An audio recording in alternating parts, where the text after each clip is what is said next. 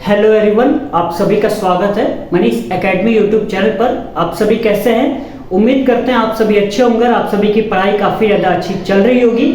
और आज हम पढ़ने वाले हैं सिंटेक्स। और इसके पहले मैंने जो बेसिक क्लास था उसको मैंने अच्छे तरीके से समझा दिया है। यदि आपने अभी तक उस वीडियो को नहीं देखा है तो एक बार प्लेलिस्ट को चेकआउट करिएगा, वहाँ पर आपको क्लासेस मिल जाएंगी। ठीक है, अभी तक मैंने यहाँ पर आपको टेंस की क्लासेस, वॉइस की क्लासेस और नरेशन की क्लासेस जो है उसको कंप्लीट करा दिया है। अब हम पढ़ा रहे हैं सिंटेक्स। उसमें मैंने जो पहला लेक्चर है उसको कंप्लीट करा दिया है। ठीक है, उसमें बताया गया है कि सिंटेक्स क्या होता है। चलिए आज की इस क्लास में भी मैं आपको बता देता हूँ कि सिंटेक्स होता क्या है। ठीक है, एक सेंटेंस है, उसमें क्या है, जो वर्ड जो दिए रहते हैं ना, यानी जो शब्द दिए रहते हैं उसको सही क्रम में व्यवस्थित करना रहता है। यही आपका क्या कहलाता है, सिंटेक्स कहलाता है। ठीक है, यानी कि एग्जाम में आपके दो तरीके से प्रश्न पूछे जा सकते हैं। एक तो आपको गलत लिखा रहेगा, उसको आपको सही करना रहेगा, या तो क्वेश्चन ऐसे पूछ दिया जाए कि 4 ऑप्शन दिए जाएंगे और उसमें से आपको छांट के बताना होगा कि ये ऑप्शन आपका सही होगा। ठीक है ना। तो चलिए आज इस क्लास को हम आगे बढ़ाते हैं। देखिए, इस क्लास में मैंने थोड़ा सा अलग पढ़ाने की कोशिश की है कि आपको पहले बेसिक रूल बता दिए जाए, फिर क्वेश्चन में क्या है साथ साथ में रूल बताया जाएगा। ठीक है, यानी क्वेश्चन का प्रैक्टिस भी हो जाएगा और जो रूल है उसको भी आपको पता लग जाएगा। तो साथ में क्वेश्चन भी हो जाएगा और रूल भी हो जाएगा। ठीक है ना। तो चलिए आज के इस क्लास में हमारा पहला क्वेश्चन है, हिज हेयर्स आर ग्रे। ठीक है, देखिए जो बाल है ना उसको बहुत अच्छे तरीके से समझने की आवश्यकता है, क्योंकि स्टूडेंट बहुत ही ज्यादा कंफ्यूजन रहते हैं कि हमारे जो ये सर पे बाल हैं वो आपके सिंगुलर में आते हैं या प्लूरल में आते हैं, यानी एक वचन है या बहुवचन है। तो आज इस कंफ्यूजन को बकायदे बहुत अच्छे से दूर कर लीजिए। ठीक है, देखिए यहाँ पे लिखा हुआ है कि जो आपके जो बाल है ना वो आपके सिंगुलर और प्लूरल यानी एक वचन और बहुवचन दोनों हो सकते हैं। ठीक है, लेकिन कंडीशन है यहाँ पे, हेयर आपका अनकाउंटेबल होगा तो वो आपका सिंगुलर होगा, और हेयर्स जो है वो आपका काउंटेबल होगा यानी कि प्लूरल होगा। ठीक है, यानी कि मैं कहता हूं कि कोई नंबर देता हूं, जैसे कि उसके 2 बाल क्या है, उसके 2 बाल क्या है, सफेद है। ठीक है ना, उसके 2 बाल सफेद है, तब ये आपका किस में आएगा, जब हम नंबर की बात की जाएगी, यानी उसके 2 बाल सफेद है तब हम उसमें आएगा हेयर्स। क्या आएगा, हेयर्स। और हेयर्स जब आता है तो वो आपका काउंटेबल होता है, और काउंटेबल होता है तो वो आपका क्या होता है, प्लूरल होता है। यानी कि एक बात क्लियर कर लीजिए कि मैं कहता हूं ना उसके सर के बाल लाल हैं, उसके सर के बाल लाल हैं, यानी मैं ये पूरे सर की बात कर रहा हूं, तो यानी कि वो एक वचन है। क्या है, एक वचन है। लेकिन यही मैं कहता हूं कि उसके सर में से जो 5 बाल है ना वो क्या है, सफेद है, तो आपका प्लूरल में जाएगा, क्योंकि वो आपका काउंटेबल में हो जाएगा। जब काउंटेबल में होगा तो उसको हम गिन सकते हैं ना। ये बताइए, आप 5 बाल को गिन सकते हैं या नहीं? 1 2 3 4 5 ऐसे गिन सकते हैं ना।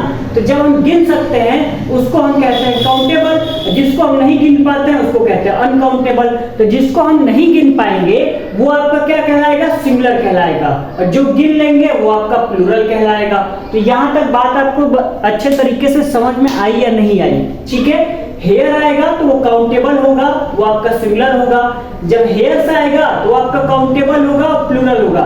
यानी कि जब भी हम नंबर की बात करेंगे ना तो हेयर्स का ही प्रयोग करेंगे, जब हम नंबर की बात नहीं करेंगे तो बकायदे हेयर का प्रयोग करेंगे। क्लियर यहाँ तक? चलिए अब हम इसको बनाते हैं, हिज हेयर्स आर ग्रे, यानी कि उसके जो बाल है ना वो क्या है, ग्रे है। क्या है, ग्रे है। अब आप खुद बताइए कि क्या ये सही लिखा है या गलत लिखा है? तो आपके मन में आना चाहिए, ये तो पूरे सर की बात की जा रही है ना, उसके बाल ग्रे हैं। तो ऑलरेडी यहाँ पे आपको पता लग गया कि एस क्या है, एस यहाँ पे गलत है, क्योंकि एस तो आपका किस में आएगा, काउंटेबल में आएगा।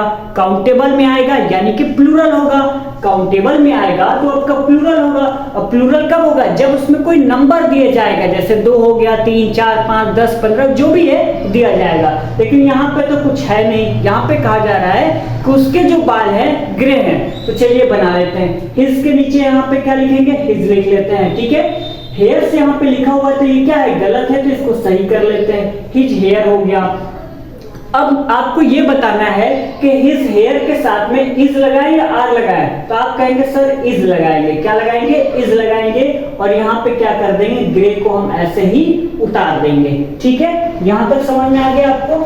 चलिए आगे देख लेते हैं। दूसरा क्वेश्चन कह रहा है I found 2 here in my T. अब देखिए जो मैंने समझाया है ना उसी पे मैंने ऑलरेडी यहाँ पे क्वेश्चन भी रख दिया है ताकि आपको कोई दिक्कत ना हो, ठीक है ना, इसीलिए इस क्वेश्चन को रखा गया है। अब आपको समझ में आया, I found 2 here in my T, यानी कि यहाँ पे बाल की तो बात की जा रही है लेकिन यहाँ पे नंबर दिया गया है, और जब नंबर दिया गया है तो आपके दिमाग में तुरंत आना चाहिए कि हेयर्स लगेगा। क्या लगेगा? हेयर्स लगेगा, यानी कि एस लगेगा, और जब एस लगेगा तो वो आपका किस में आएगा? प्लूरल यानी काउंटेबल में आएगा। तो बना लेते हैं, यहाँ पे लिखते हैं आई फाउंड 2। अब यहाँ पे हेयर है ना तो हम हेयर की जगह पे क्या करेंगे? हेयर्स करेंगे। क्यों करेंगे?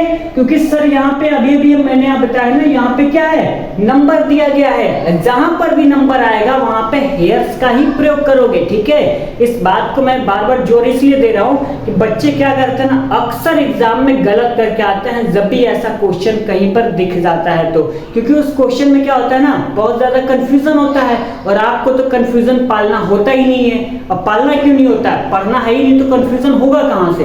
कंफ्यूजन ना हो इसका सबसे आसान तरीका है कि पढ़िए ही नहीं, वही आप करते हैं, इसीलिए एग्जाम में बैठ के रोते रहते हैं, ठीक है ना।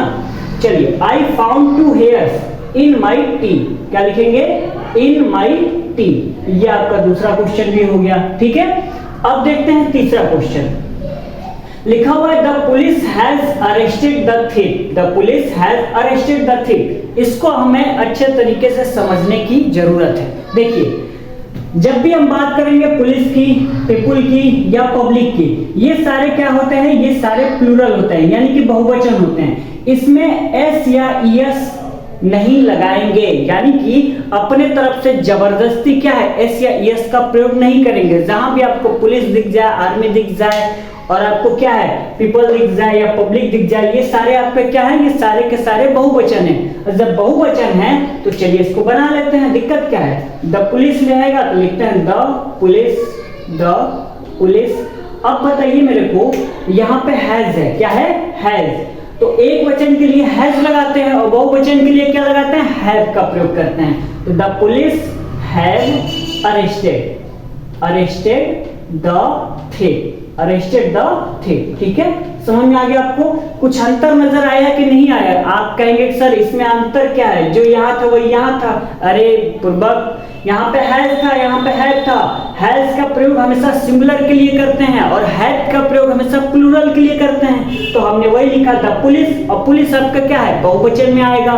तो जब बहुवचन में आएगा तो हैज की जगह पे हैड लगाएंगे, और वर्ब की थर्ड फॉर्म जो था ऐसे ही सेम हम उतार देंगे, ठीक है। कमेंट करके ये बताइएगा कि ये जो लिखा हुआ है ना the police has arrested the thief, ये टेंस कौन सा है? क्योंकि टेंस तो आपने पढ़ रखा है ना, और ट्रांसलेशन भी क्या है? एग्जाम में तो आएगा ही, तो आपको पता होना चाहिए कि ये कौन सा टेंस है, तभी तो आप एग्जाम में अच्छे तरीके से सॉल्व कर पाएंगे ना क्वेश्चन को। तो आप नीचे कमेंट करके जरूर बताइएगा, ठीक है। आगे लिखा हुआ है the sceneries of Kashmir are beautiful. लिखा हुआ है the sceneries of Kashmir are beautiful, ठीक है। इसको देख लेते हैं। देखिए, जो सीनरी होता है ना वो आपका क्या है? सिंगुलर भी होता है और प्लूरल भी होता है। सीनरी जो आपका है वो आपका सिंगुलर भी होता है और प्लूरल भी होता है, और ये अनकाउंटेबल नाउन भी होता है। सीनरी का बहुवचन कभी भी एस लगा के आप जबरदस्ती सीनरीज नहीं बनाएंगे, ठीक है। जो सीनरी वर्ड है वो आपका क्या है? सिंगुलर में भी काम में आएगा और प्लूरल में भी काम में आएगा। उसमें क्या है? कभी भी एस लगा के आप जबरदस्ती सीनरीज बनाने की कोशिश मत करिएगा। यानी कि कुछ लोग होते हैं, जैसे कि हम क्या है, कोई यहाँ पे हम चलो मैन लिखते हैं, क्या लिखते हैं? मैन। अब इसका बहुवचन जब भी बनाना होगा तो क्या करेंगे ना? मैंस बनाएंगे। क्या बनाएंगे? मैंस बनाएंगे। यानी कि कुछ लोग होते हैं स्टूडेंट, वो जबरदस्ती प्लूरल बनाने की कोशिश करते हैं। तो बेटा जबरदस्ती किसी भी चीज को नहीं बनाया जा सकता, उसका रूल होता है। रूल आपको पढ़ना पड़ेगा, बिना पढ़े काम नहीं चलेगा, है ना। ये नहीं कि जो मन में आए वही आप एस लगा देते हैं, ईएस लगा देते हैं, तो ऐसा मत करिएगा, ठीक है। यदि आपको ऐसा करना है तो कोई दिक्कत वाली बात है नहीं, बस यही है कि एग्जाम में आपके नंबर हो सकते हैं कम आए, क्योंकि आप गलत लिखेंगे तो कॉपी तो आपकी सही चेक नहीं की जाएगी, है ना। तो कभी भी ऐसा मत करिएगा। इससे अच्छा है कि थोड़ा बहुत पढ़ने पे ध्यान दे दीजिए, फिर क्या है, अच्छे तरीके से आपकी कॉपी सामने आ जाएगी, ठीक है। चलिए आगे बात कर लेते हैं इसको बनाना कैसे है। तो लिखते हैं द सीनरीज, सॉरी सीनरीज यहाँ पे लिखा हुआ है ना, तो सीनरीज नहीं होता है, सीनरी होता है, ठीक है। हम क्वेश्चन में यही बताना चाह रहे थे कि यहाँ पे जो सीनरीज लिखा हुआ है ना, ये गलत लिखा हुआ है, ठीक है। सीनरीज नहीं होता है, यहाँ पे जबरदस्ती एस लगाया गया है, तो ये आपका क्या है, गलत है। हमेशा सीनरी होगा, क्या होगा, सीनरी। तो लिखते हैं यहाँ पे सीनरी, तो the scenery of Kashmir are beautiful, ठीक है। क्या होगा, आर ब्यूटीफुल, आर नहीं सॉरी इज लगेगा, ठीक है। क्या लगेगा, इज लगेगा, ठीक है। चलिए आगे बात कर लेते हैं। आगे लिखा हुआ the gentry of this town is not good, ठीक है। जेंट्री मतलब होता है कि सज्जन लोग, क्या होता है, जेंट्री मतलब क्या होता है, सज्जन लोग होता है। तो यहाँ पे लिखा हुआ the gentry of this town is not good, और देखिए जेंट्री जो आपका शब्द है वो आपका क्या है, प्लूरल होता है, क्या होता है, प्लूरल। यहाँ पे हिंदी भी मैंने लिख दिया है ताकि आपको पता होनी चाहिए कि इसका मतलब क्या होता है। तो इसका मतलब होता है सज्जन लोग, ठीक है। अब देखिए कुछ शब्द लिखे हुए हैं, पोएट्री। पोएट्री क्या है, ये आपका प्लूरल है, पोएट्रीज नहीं होगा, जबरदस्ती नहीं बनाएंगे। फर्नीचर, ये आपका क्या है, प्लूरल है, फर्नीचर्स नहीं होगा, क्या है, कुछ लोग कहते हैं ना फर्नीचर्स, तो फर्नीचर्स नहीं होता है, फर्नीचर होता है, ठीक है। फर्नीचर आपका क्या है, प्लूरल है, यानी कि बहुवचन है, उसको कभी भी एस लगा के हम जबरदस्ती फर्नीचर नहीं बनाएंगे, ठीक है ना। चलिए, तो ये आपको पता लग गया कि ये क्या है, ये आपका प्लूरल है, तो बनाते हैं the gentry of this town. अब यहाँ पे इज लगा हुआ है ना, तो इज तो हमेशा एक वचन के लिए लगाते हैं, सिंगुलर के लिए लगाते हैं, लेकिन आपको पता लगा कि जेंट्री जो शब्द है ना वो बहुवचन है, तो जब बहुवचन है तो हम किसका प्रयोग करेंगे, आर का प्रयोग करेंगे। किसका प्रयोग करेंगे, आर का, और नॉट गुड। कोई दिक्कत यहाँ तक, आई थिंक किसी को दिक्कत नहीं आनी चाहिए। यदि आप रूल को अच्छे तरीके से पढ़ते हैं ना तब तो कोई दिक्कत नहीं आएगा, नहीं पढ़ेंगे तभी दिक्कत आएगा, ठीक है। The gentry of this town is not good. आपको समझ में नहीं आ रहा है कि सर इसमें गलत क्या है, तो बेटा गलत ये है कि द जेंट्री, ये आपका क्या है, बहुवचन है, और बहुवचन में हमेशा इज का प्रयोग तो होता नहीं, आर का प्रयोग होता है। तो आपको साफ साफ दिख गया कि इज यहाँ पे गलत है, तो मैंने जब सही बनाया तो इज की जगह पे आर लिख दिया, कोई दिक्कत ही नहीं है यहाँ तक। ये क्वेश्चन है, physics are a difficult subject, ये आपका क्या है, होमवर्क है, क्या है, होमवर्क। आप सभी नीचे कमेंट करके बताएंगे कि इसका जो सही है वो आपका क्या होगा। नहीं बताएंगे तो कोई दिक्कत नहीं, कल से मतलब कल जब अगली लेक्चर होगी तो आपको यही से स्टार्ट करके बताया जाएगा कि इसका आंसर क्या होगा, और उसके आगे जो भी क्वेश्चन होंगे, जो मैं क्वेश्चन लिख कर लाऊंगा वो आपको बताऊंगा, ठीक है। तो उम्मीद करते हैं आपको आज की इस क्लास में जितना भी बताया गया है वो अच्छे तरीके से समझ में आया होगा।